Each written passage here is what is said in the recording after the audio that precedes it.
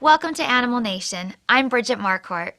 In 1896, a veterinarian's cottage in Hartsdale, New York became the site of what is now the oldest operating pet cemetery in the world. I recently toured this place to learn what makes the hallowed grounds of the Hartsdale Pet Cemetery so special. So what type of animals are buried here? Well, there's a wide variety. Dogs and cats, of course, are the vast majority. But we have a number of rabbits and birds. But the strangest animal buried here is probably the lion cub. A Hungarian princess rescued him from a circus in 1912, only to have him die a short while later. So are there any famous dogs buried here, or famous people's dogs?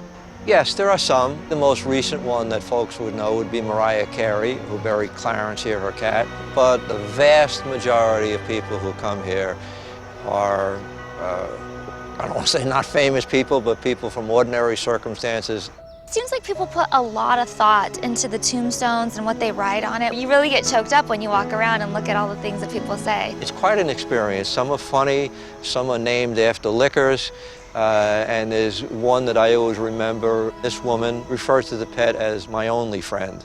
So that really speaks to a lot because the animals give you that loyalty.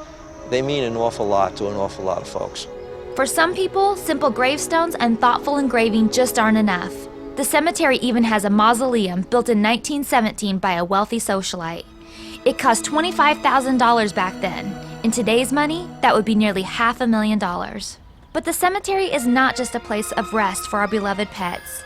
It is also a place of remembrance for our animal heroes, including search and rescue dogs, police dogs, and even those who served in combat.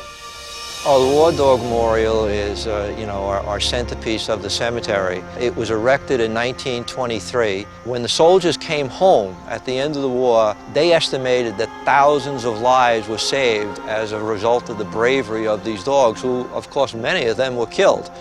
And they never wanted the acts of bravery of these dogs to be forgotten.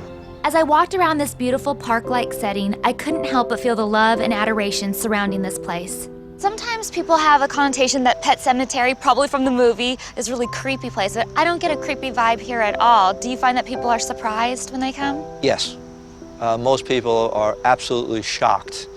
People who come here, it is not unusual at all to say, I have a special feeling when I walk through the gates. This was a wonderful place, both in appearance and spirit.